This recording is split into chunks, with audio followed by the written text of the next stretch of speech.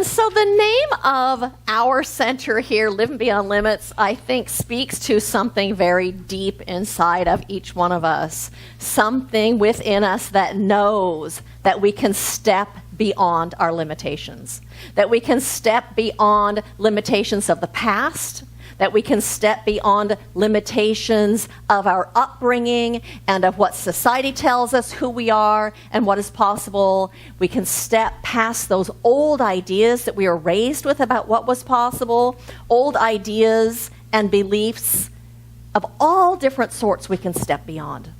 Especially, I think, limiting beliefs about who we are and what we're capable of. Past and current beliefs and concepts.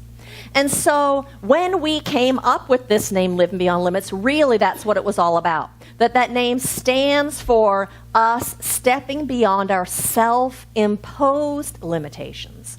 Because those limitations that we hold are really just things of thinking.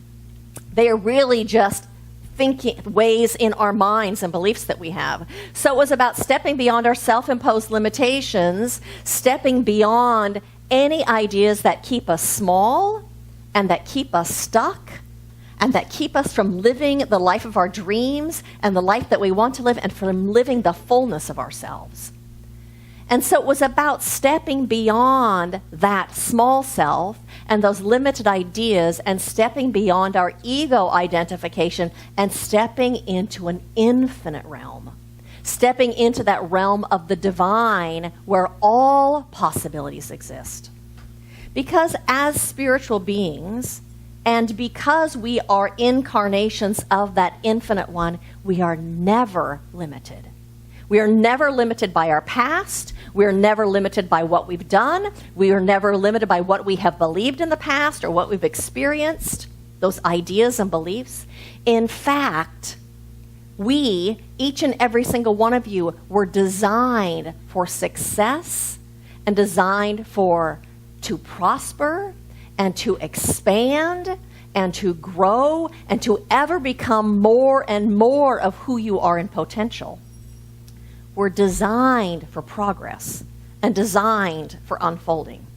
And so I read about a man this week online that I'd love to share with you. His name is David Goggins. And it says David Goggins is memorable for many reasons. His endurance exploits are legendary. In 2013, he won the 24-hour pull-up record for the world by doing 4,025 pull-ups in 17 hours. He did a bad water run in 2013 that was a 135-mile run that took him 32 hours and 44 minutes to do.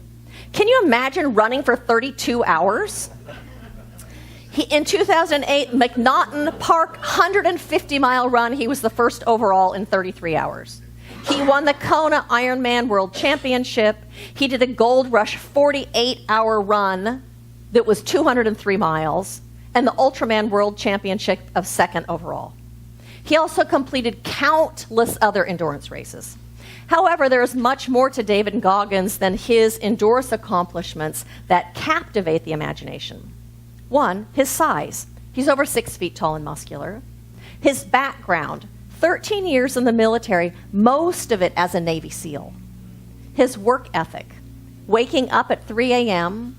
and running 20 miles every day, and then biking to work 25 miles each way to his full-time job in the Navy. And most interesting of all is the obstacles that he has overcome in this process. He has asthma. He has sickle cell anemia. He suffered severe psychological and physical abuse as a kid. He barely graduated high school with a 1.6 GPA.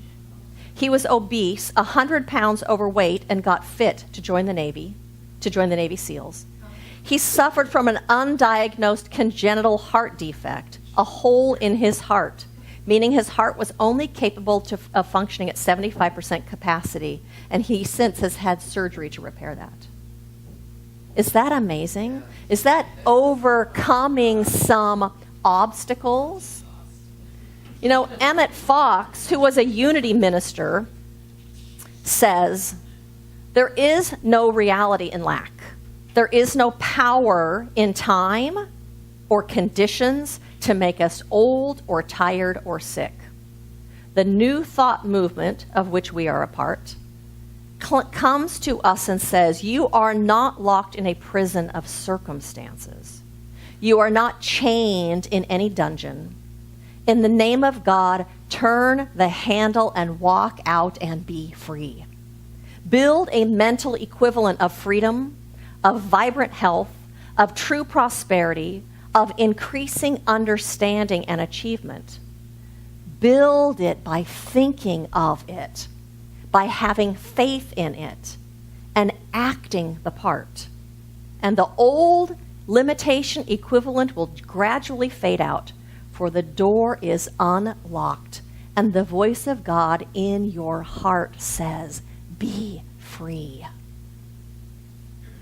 The limitations that we experience are things of thought, and they are based on our beliefs, and they're based on our childhood, and based on what we've been told by those authority figures in our life. They're based on the stories that we tell ourselves. They are things of belief. And so Deepak Chopra says we live in what he calls a field of pure potential. And quantum physics tells us that at the quantum level, everything is waves of possibility, where everything is possible simultaneously at the same time until we choose, which collapses those waves of possibility into actuality. But before that choice, everything is possible.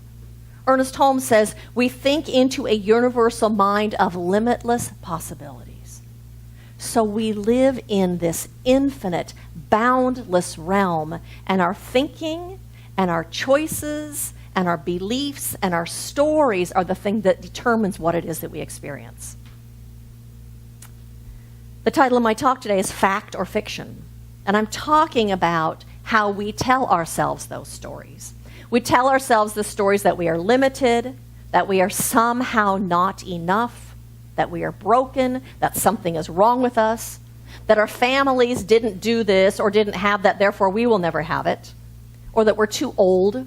We tell ourselves that we're sick and that we can't get better. We tell ourselves that we are undeserving and that we are unlovable, that we are not enough. And what happens, the problem is we hold those stories as facts, when in truth they are not facts, they are fiction. They are stories that we have adopted and or made up, but they aren't the truth. They've been created out of a limited perspective, out of the perspective of our history, out of the perspective of what we've been told, but it's a limited perspective. It's not this spiritual perspective of limitlessness. And so I read about an experiment this week. An experiment was conducted by a 6th grade teacher in the presence of his students. He placed small flies in a large bottle.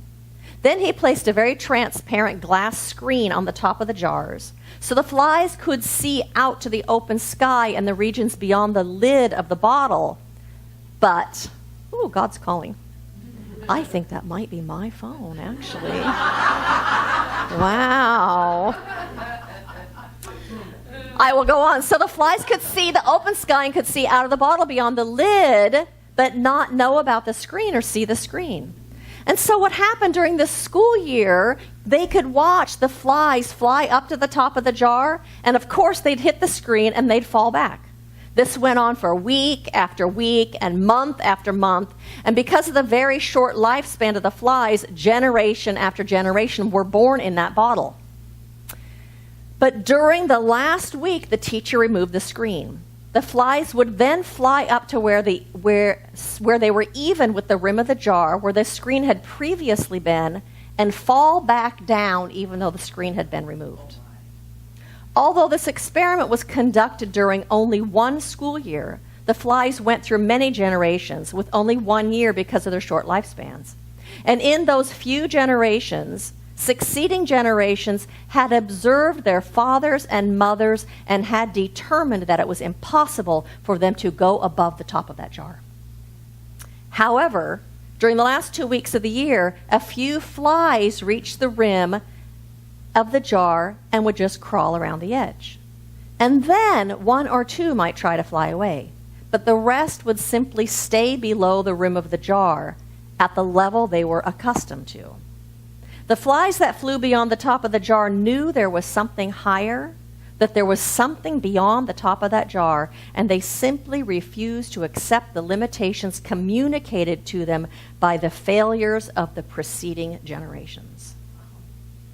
We do that. We adopt those beliefs and think that they are our limitations. I saw that in my own life. My dogs, when I was growing up, we had a huge garden, and my dad built a fence that was made out of 2x4s with one like this high and one here, and I had chicken wire between it that went around the whole garden. And after a couple years, the chicken wire was bent and kind of started falling apart, and it got taken off. The dogs never tried to go in that garden. In their mind, it was impossible to get through that. And so it behooves us to look at those ideas that we've adopted and to really see, are they fact or are they fiction? Because our perspective creates what we think is possible. And what happened with those flies and what happened with the dogs is they took their reality and their perspective from simply the material world. They believed what had happened and what they had seen was real, and that was only possible, and that's what we do. We tell ourselves that's what's real and that is what's possible. But what happens is we are informing ourselves from the outside in instead of the inside out. We are informing ourselves about the truth of reality, but that's backwards looking from the outside in. Because spirit is not bound by precedent. Spirit is not bound by anything that has happened before. And we are here as spirit in expression. And we are here, spirit expressing through us as this life that we are living, incarnations of that one. All is possible in that presence. There are no limitations. It's kind of like looking at a crack through the wall, and when you look through a crack, you can't see everything that's out here. You just see part of the picture. But if you're looking through the crack and you think that's the whole thing, it's a limited perspective, and it limits what you're able to see. It's not the whole picture. We're only seeing part of the picture. And when we only see part of the picture, when we look at life through that eyes of our history and what we've learned and what we've been told, is it makes us live small. It creates limitations for us because we're believing the story. In those moments, we have forgotten that we are one with that infinite presence. We have forgotten that we are here living that life, here as that one in expression. So we tell ourselves we are less than this fantastic life of God, but we're telling ourselves what we are seeing through the crack. And when we do that, we set up roadblocks for ourselves.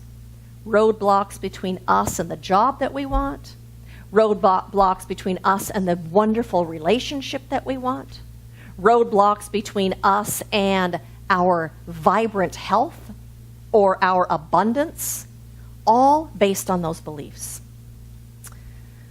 I was watching the Winter Olympics last time they were on, and they did, you know how they do little short stories in between the events?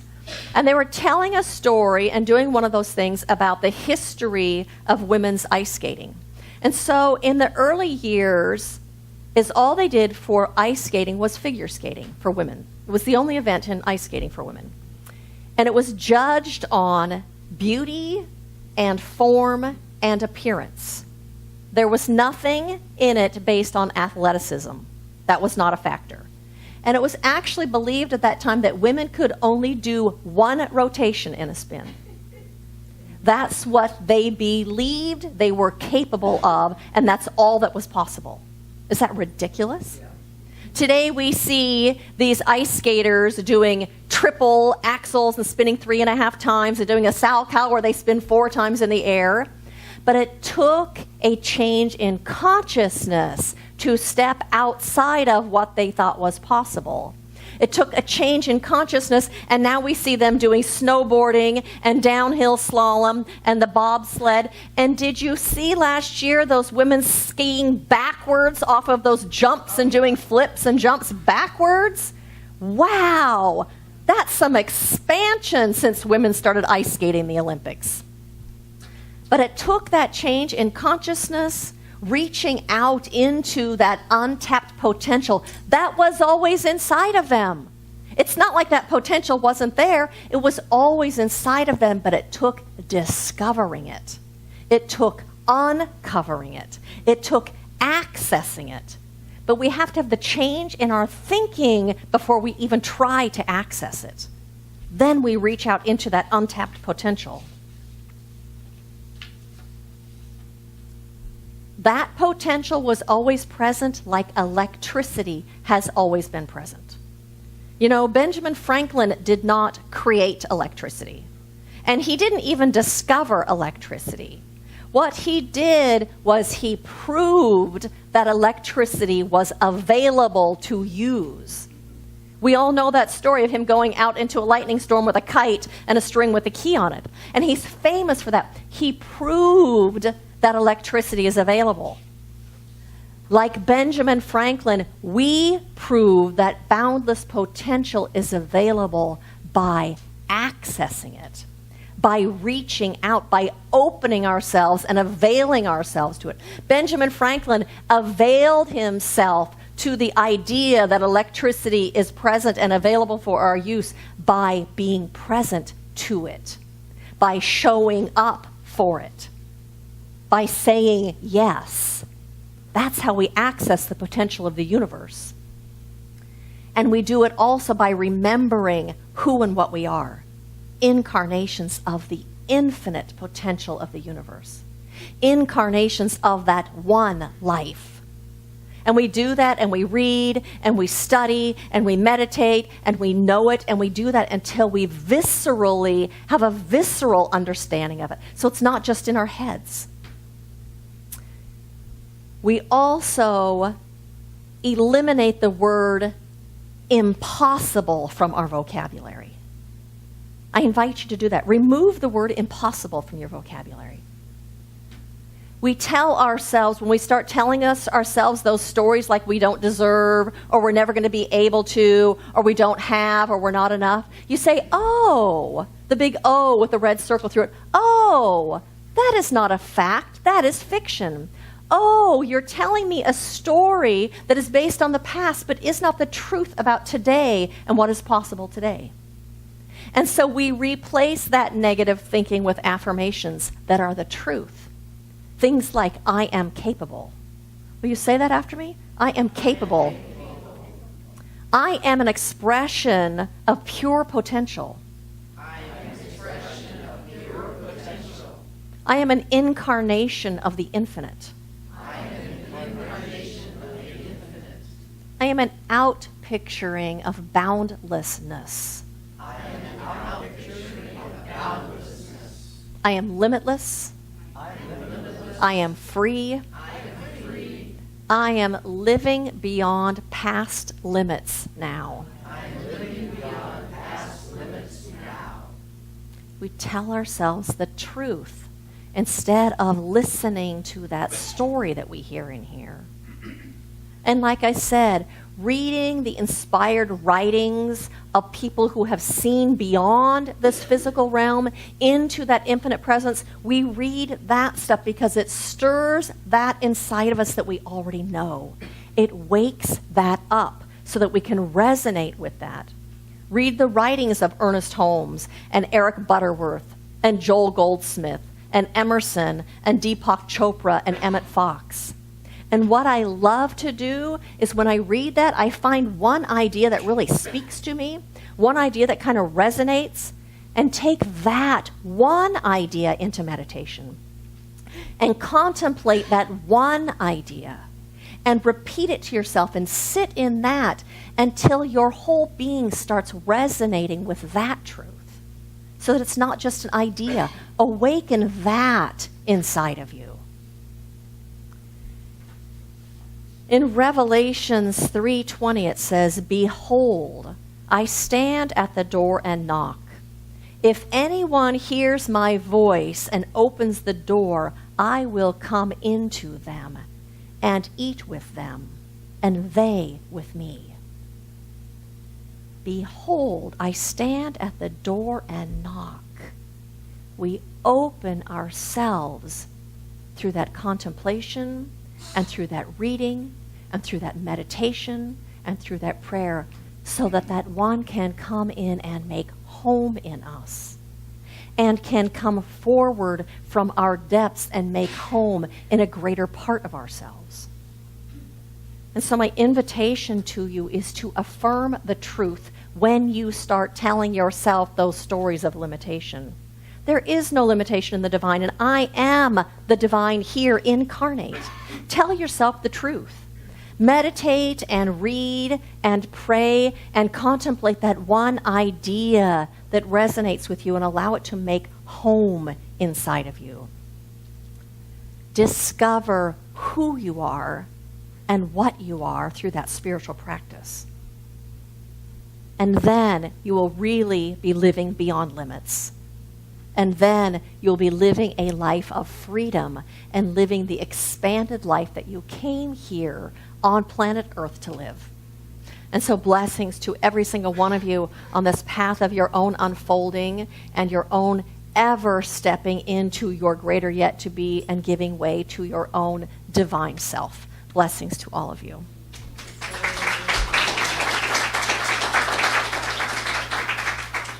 And so I invite you to join me in an affirmative prayer. Oh, and so how good it is to take our attention off of this realm of limitation, this realm of what has already been created, and instead turn our attention and our energy to that infinite realm of the divine, that one presence and that one power and that one field that is everywhere present. For I know that that infinite presence of the one permeates all things, that it is that which is within everything and that which is beyond everything. Before the beginning of time and until the ends of the earth is this one presence of magnificence, this one presence of love and of peace and of wholeness and of power and of pure potential. And it is that presence right now that is expressing itself as the everything. Everything that has ever been and everything that will ever be is this one in form. And so as I recognize that, I know that each and every single one of us in this room, every single one of us everywhere, are one with this presence. For we are incarnations of that one, individuations of the pure potential, the boundlessness, the grace, the glory of that one. And so today we open ourselves to possibility. We open ourselves to that which has never been done, to that which we have never experienced, to that expansion. For I know that those dreams and those longings and those things that are calling us are actually the divine presence within us, beckoning us to step forward, beckoning us to step into and to step up as the light that we are, to expand and to grow and to prosper and to succeed and to be this light in the world. And so I know that every longing that we feel right now is coming into fruition, that something magical is happening, and that presence goes into the world and goes before us and opens the way and makes it plain and smooth and clear. And that we step forward as this magnificence that we are. How good it is to know this. How good it is to marinate in this truth. How good it is to rest in this knowing and then to step forward in confidence. And so it is with that confidence that I release this prayer into the creative womb and the infinite law of this universe, knowing that as it is spoken and as it is claimed, it becomes ours, for it has always been available in potential. And so today we step in and we step up and we step out And here we are as this magnificence. And so I release this prayer in absolute gratitude, in absolute faith. And I release it and I let it be, knowing that it does not return unto us void, but returns unto us fruitful. And so I release this and I let it be. And so it is.